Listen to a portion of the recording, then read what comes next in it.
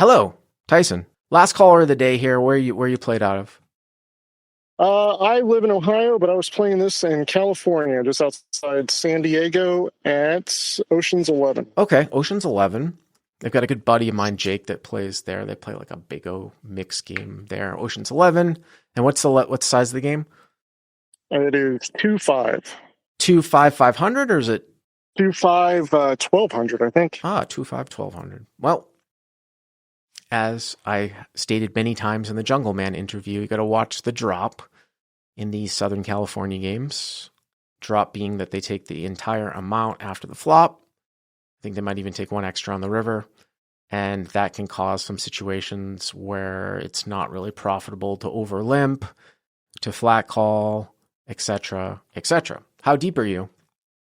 Yeah, was not seeing a lot of flats. Yeah. I had 830. All right, so 830, and that's the effective stack here? 830 effective? Yeah, we were within $1 of each other at the end. Okay. All right, start us off.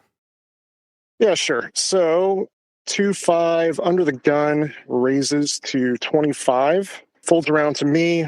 I'm on the button with ace of hearts, ace of clubs, and I make it 75. So under the gun to 25, hero 3-bets the button to 75. A little bit small. I can understand why you might want to kind of keep the guy in. I mean, you guys aren't all that deep. And there wasn't like it was a dead caller, right, in between.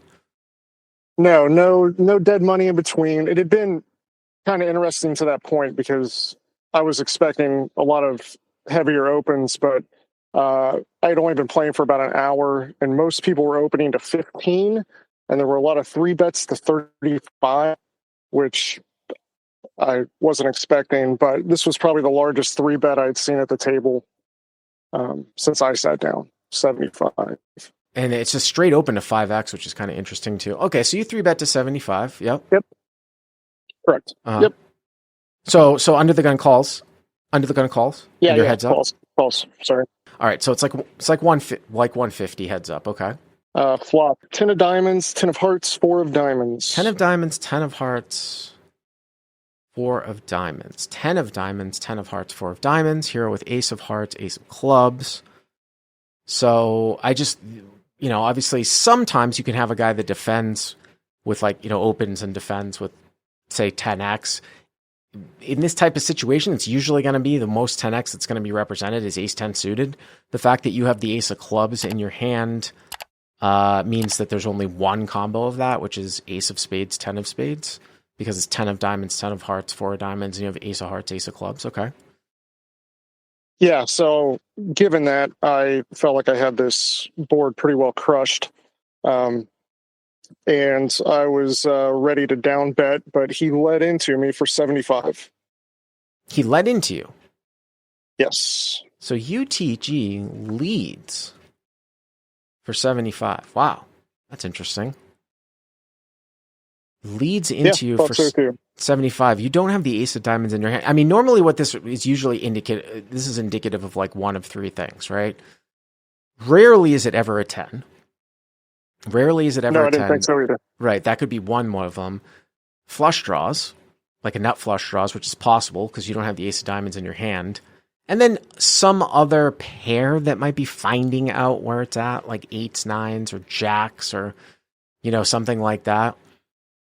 I thought maybe 8s up through queens were possible, and diamond draws. So, I mean, the thing that I would be looking at is I would just look and saying like, how big is the pot if I just call? How much did we start with, and how many streets do we have left? So, if I call, the pot's going to be 450, and then it's going to be, and then we'll have like what 7? We'll have 680 left if we started with 830. So at that point, I had it 655. Yeah, so at that point, even if he goes into a check call shell. If you make this call, the pot's 300. If you go like half the pot on the turn and he calls, the pot will be like 600. And then I'll have about 500 left. So, I mean, you could easily make a case where you could call here and then just bet maybe 175 plus on the turn and still probably get all the money in here. It's just in a spot like this where you're not all that deep, I don't want to lose a guy necessarily. Like if a guy like Right. bets 8s or 9s and then you raise him and then he folds or some shit like that. On the flip side, though, you can get some action killing cards here too. I was just kind of thinking about whether or not I would ever like click this one up here for a raise, something like Yeah, that. it all felt like awkward sizing. I was thinking, I think along the same lines. I want to just figure out how to get all the money in, especially against those other pairs. The only thing I'm giving away is if he does have a diamond draw. I don't really want to give away a cheap card, but that's what I opted to do. So I just called.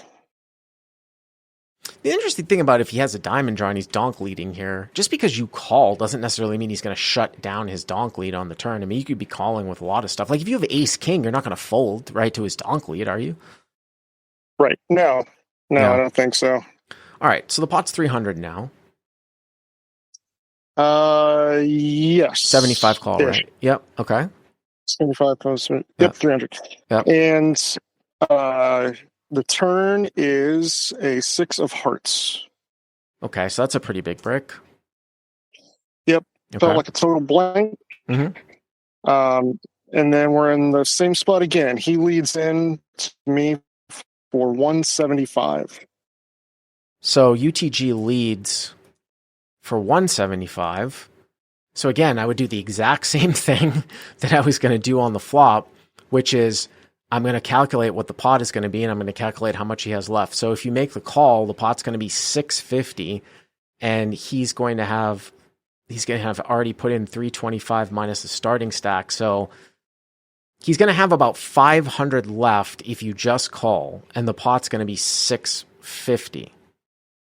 What's interesting about that is that if he, well, I could see this a couple of ways. So if he is never going to bluff the river on diamonds, we don't necessarily know that. You're just giving him a free card by calling, right? First of all, I'm just never scared of a 10 here. Like the thought of him, like if you call and the river's a brick and he moves all in, I'm calling. I'm going to tell you that right off the bat. I don't even know what ended up happening. So I'm not even concerned about that. It's just a question of how much money, how do I get the most amount of money in here? So, if he's on a diamond draw and he's not putting any more money in the pot, you're kind of giving him a little bit of a reverse free card by just calling. With that being said, if he's like sort of protection betting like 9s here, I think maybe the best way for you to play the hand is to gamble and call and then just move all in on the river and hope he like looks you up. Or close to all in, and hope he looks you up thinking that like you busted out on like front door diamonds or something like that. It is a little bit awkward because the weird thing is that like, what do you make it like 3? If you made it like 375 here, just like clicked it up, it would just be a weird situation if you like commit yourself. If you make it like 375 and then like a diamond comes and you're like, oh shit, you're going to call off anyways. That's one of the worst situations that can happen. Like if you raise it to 375 and he calls and now all of a sudden he's got like 300 left. And instead of the pot being like 650, it's like 1,000. And then he moves all in. That's troublesome. You know what I mean? That can be troublesome there. So I think I probably still just call, to be honest with you. Yes. That's what I did. I felt like the hand didn't actually change with the turn that much, so I don't know. I mean, there's some people in the chat. I mean, I don't think there's a raise size that the caller can make here that's probably less than all in. A lot of people are saying raise, but it just doesn't. I don't know. I don't think that makes a whole lot of sense. It's probably just a raise all in or call. And my issue with raising all in is I do wonder if that's just going to fold out some of these pairs that he's sort of like going after. You know what I mean? It's interesting because if the hero has pocket aces here, then it really, with the ace of diamonds, then it cuts down on his diamond draws. And it would kind of lean him more towards doing some protection betting here. But if hero doesn't have ace of diamonds, maybe he has more diamond draws. But we don't necessarily know if the guy won't bluff off too at the end. Sounds to me like you called. Is that right? Yeah, I did. I called. All right. I called. So it's 650. And now we go to the river. Okay. River is the 9 of hearts.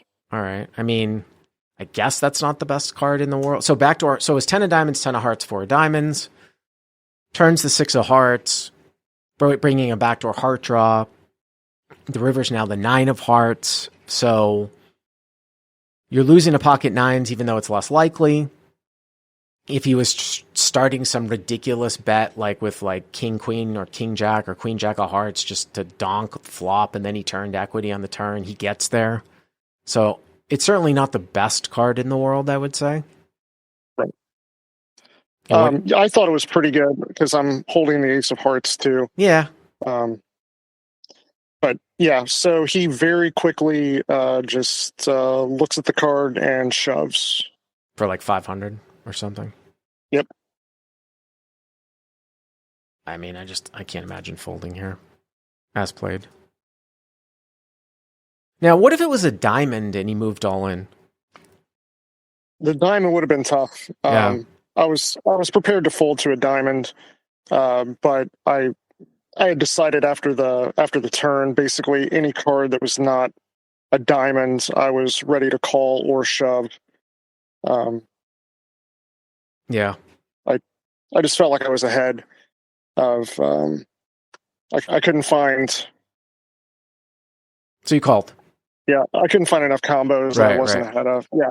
So hero calls, and the reveal is he had queen jack of hearts. So he did do one of those backdoor donks.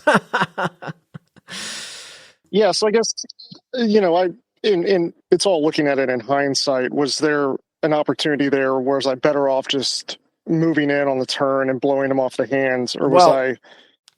I mean, here's the card come right where it breaks down. Here's the breakdown. There's actually two little things here.